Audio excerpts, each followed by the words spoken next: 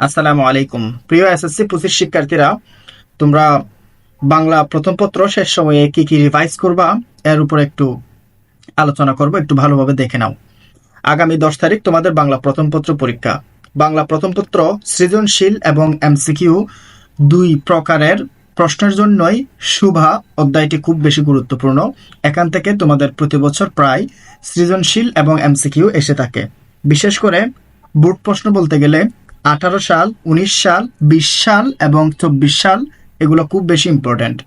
এরপরে তোমরা পড়বা বই পড়া, শিক্ষা ও মনুষ্যত্ব, নিম গাছ, আম আটির বেপু, এই দুটো থেকে যে কোনো একটি তোমরা পড়তে পারো।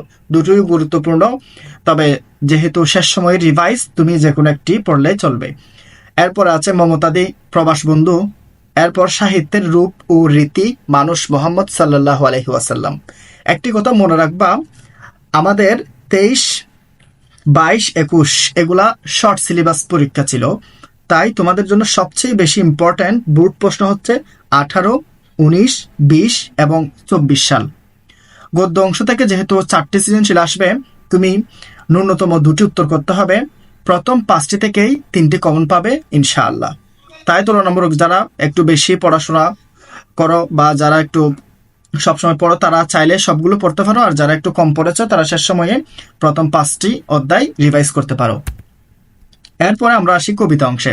কবিতা অংশে তোমাদের টোটাল 3টি সৃজনশীল আসবে, ন্যূনতম 2টি তোমাদেরকে অ্যান্সার করতে হবে। তাই প্রথম 5টি একটু যারা রিভাইজ করেনি আগে, তারা ভালোভাবে প্রথম 5টি রিভাইজ করে নিতে পারো। 1 নম্বরে পল্লী জননী, এটি খুব গুরুত্বপূর্ণ। এমসিকিউ এবং তোমাদের সিকিউ দুই ধরনের প্রশ্নের জন্য এটি খুব গুরুত্বপূর্ণ। মানুষ কবিতাটিও খুব গুরুত্বপূর্ণ। কপোতাক্ষ নদ, এটি অনেকের কাছে কঠিন মনে হয়, তাই তুমি যদি এটা আগে না পড়ে থাকো, সেক্ষেত্রে এখন রিভাইসের টাইমে তুমি এটি স্কিপ করতে পারো, কিন্তু এটি অবশ্যই অবশ্যই গুরুত্বপূর্ণ। জীবন সঙ্গীত, এই অধ্যায়টিও খুব গুরুত্বপূর্ণ। রানার বঙ্গবাণী, এই দুটোর মধ্যে বঙ্গবাণী বেশি ইম্পর্ট্যান্ট। এরপর সেই দিন, এই মাঠ, আমার পরিচয়, এই কবিতাগুলোও ইম্পর্ট্যান্ট। যারা আগে থেকেই সম্পূর্ণ বই শেষ করেছো বা সিলেবাস শেষ করেছো, তারা সবগুলো পড়তে পারো। আর যারা হচ্ছে আগে থেকে সম্পূর্ণ বই শেষ করনি, তারা প্রথম 5টি অবশ্যই রিভাইজ করবা। এরপর আসো সহপাঠ।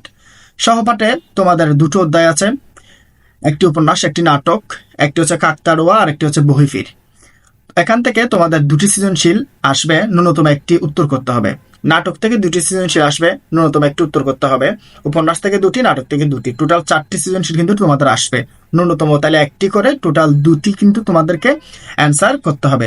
তাই 2টো অ্যান্সার করার জন্য তোমাদের এই 2টো উপন্যাস এবং নাটক দুটোই কিন্তু ভালোভাবে পড়া লাগবে। এবং আরো একটি কথা আমি বলে রাখি, এমসিকিউর জন্য এই 2টো অধ্যায় কিন্তু খুব গুরুত্বপূর্ণ। এখান থেকে মিনিমাম 3, 4, 5টা এমসিকিউ থাকেই। তাই এমসিকিউ এবং সিকিউর জন্য এখানকার প্রিভিয়াস ইয়ারের যে বোর্ড প্রশ্নগুলো আছে, এগুলো অবশ্যই শেষ করবা। বিশেষ করে 18 সাল, 19 সাল, 20 সাল, 24 সাল, যেহেতু এগুলো ফুল সিলেবাস ছিল, তোমাদের পরীক্ষা যেহেতু ফুল সিলেবাসে, তাই এই অধ্যায়গুলো অবশ্যই শেষ করবা। 23, 22, 21 এগুলো শর্ট সিলেবাস ছিল, তাই এগুলো পড়ে পড়বা। আগে যেগুলো ফুল সিলেবাসের কোয়েশ্চেন যদি তোমার কাছে থাকে, এগুলো ভালো মতো রিভাইজ করে ফেলবা। ইনশাআল্লাহ তোমরা এভাবে যদি একটু রিভাইজ করে যাও, ইনশাআল্লাহ A+ তুমি অবশ্যই পাবা এবং এমসিকিউ সিকিউ সম্পূর্ণ কমন পাবা ইনশাআল্লাহ। সকলের জন্য শুভকামনা রইল। আল্লাহ হাফেজ। আসসালামু আলাইকুম।